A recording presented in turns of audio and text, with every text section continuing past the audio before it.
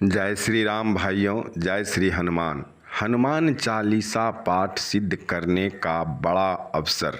भाइयों, जैसा कि मैं बोल चुका हूँ कि श्री हनुमान जी के हनुमान चालीसा पाठ सिद्ध करने का बहुत बड़ा अवसर चल रहा है।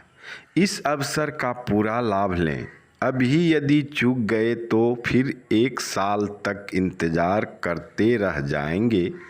चलिए जानते हैं वह कौन सा अवसर है जिसमें हनुमान चालीसा पाठ को सिद्ध किया जा सकता है। जानने से पहले मैं ब्रजेश पाठक आप सभी श्री हनुमान भक्त का अपने YouTube चैनल पर हार्दिक स्वागत करता हूं और एक निवेदन करता हूं कि पहली बार चैनल को विजिट किए हैं तो कृपया करके चैनल को सब्सक्राइब कर लें, ऑल पर सेट कर लें, ताकि इसी प्रकार की ज्ञानवर्धक प्रसंग आप तक सबसे पहले नोटिफिकेशन के द्वारा पहुंच सके। भाइयों, जैसा कि मैं बता चुका हूं कि श्री हनुमान जी के हनुमान चालीसा पाठ सिद्ध करने का बहुत बड़ा अवसर चल रहा है।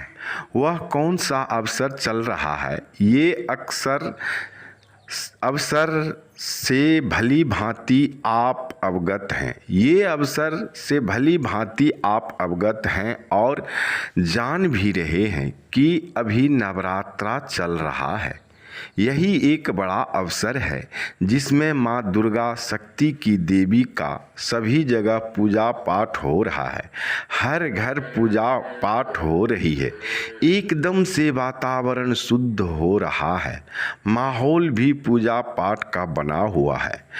ऐसे मौके पर धर्म का चौका लगाने से मत चूकिए, क्योंकि अभी एक शक्ति जो है अपने पृथ्वी पर माँ दुर्गा की शक्ति जो है विराजमान है और उस शक्ति का फायदे उठाइए। श्री हनुमान जी के हनुमान चालीसा पाठ सिद्ध करने के कुछ उपाय हम बताने जा रहा हूँ, ध्यान से अवश्य सुनिएगा।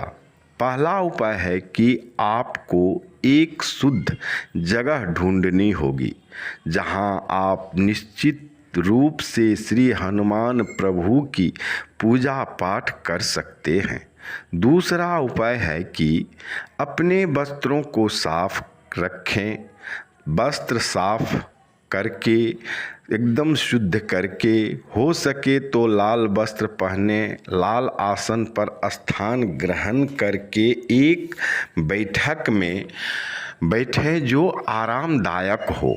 तीसरा उपाय है अपनी ईश्वरीय गुरु या श्री हनुमान जी की तस्वीर के सामने बैठे। चौथा उपाय है कि अपनी अस्थि, मांस और शरीर को शुद्ध करें। इसके लिए आप एक दीपक जला सकते हैं। हो सके तो दीपक शुद्ध घी का जलावें और अपने अंगों को एक पूजनीय वस्तु से स्पर्श कर सकते हैं। अपने हाथों में एक स्पर्श रखें माला का, जो पूजनीय चीज हो, जैसे कि तुलसी की माला, रुद्राक्ष की माला। रुद्राक्ष भी देखिएगा आजकल रुद्राक्ष नकल चलने लगा है, यानी डुप्लीकेट इंग्लिश में कहते हैं। तो वैसे रुद्राक्ष नहीं लेना है।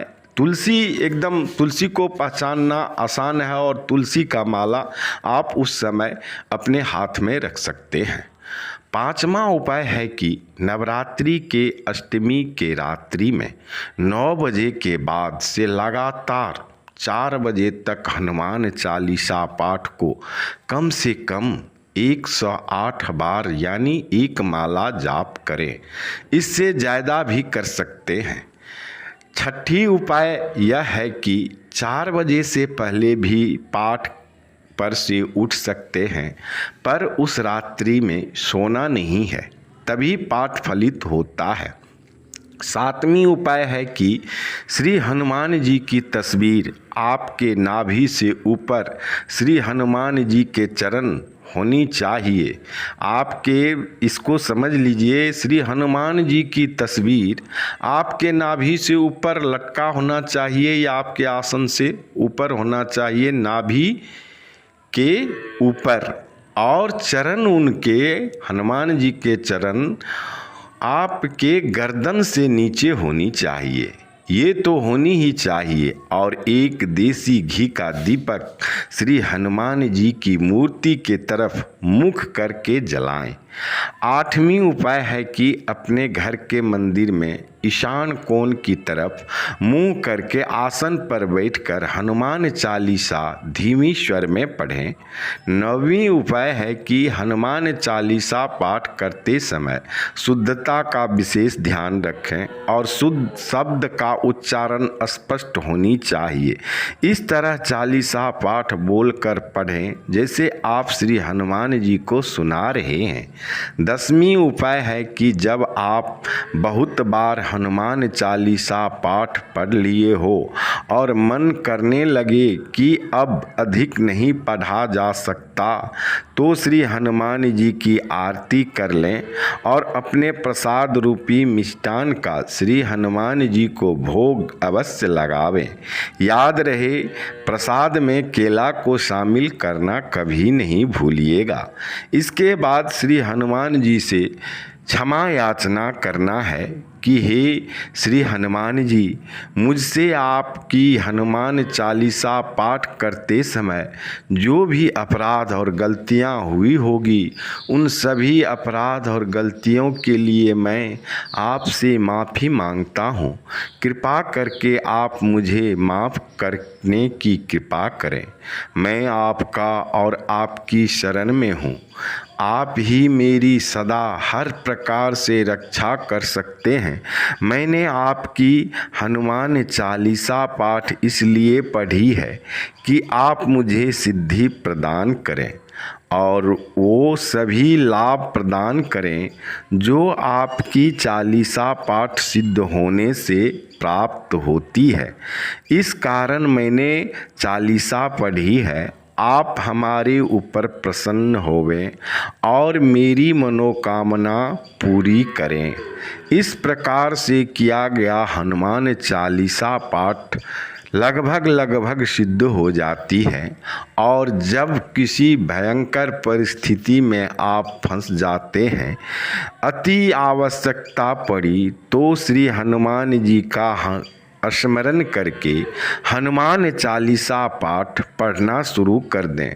पता नहीं किसका रूप धारण करके श्री हनुमान जी आपकी सहायता करने आ जाएंगे या किसी को आपकी सहायता करने के लिए भेज देंगे। भाइयों, यह प्रसंग कैसा लगा आपको कमेंट करके अवश्य बताइएगा और अच्छा लगा हो तो अपने दोस्तों भाइयों को शेयर अवश्य कीजिएगा, जिससे श्री हनुमान जी की कृपा सदा आप पर बनी रहे। भाइयों, जय श्री राम, जय श्री हनुमान। अपने कमेंट बॉक्स में लिखना नहीं भूलिएगा। लिखने के फायदे यह हैं कि लिखने से हाथ पवित्र, लिख कर देखने से आँख पवित्र, देख कर बोलने से मुंह पवित्र, बोल कर सुनने से कान पवित्र हो जाता है। इसलिए हमेशा हर पल अपने मुख की वाणी से जय श्री राम बोलते रहिए। इन सभी चीज़ों को पवित्र करते रहिए। भाइयों, अभी दशहरा चल रहा है, आप देख रहे होंगे कि दशहरे में लोग गुरु मंत्र जो है कभी जपे न जपे, दशहरा में उसका जरूर जाप करते हैं। इसलिए दशहरे के मौके में धर्म का चौका लगाना नहीं छोड़िएगा, अवश्य लगाइएगा। याद रहे, ये मौका यदि छूट गया तो फिर 1 साल आप पछताएंगे, आप ज़रूर पछताएंगे। ये सब मौका बार बार नहीं मिलता, इसका इंतज़ार करना पड़ता है। भाइयों, आप सभी का प्रभु श्री राम मंगल करे, श्री हनुमान जी कष्ट हरे। इस नवरात्रा माँ दुर्गा आपके घर एक नई खुशियाँ प्रदान करे। जय श्री राम। प्रभु करे आप सबका कल्याण।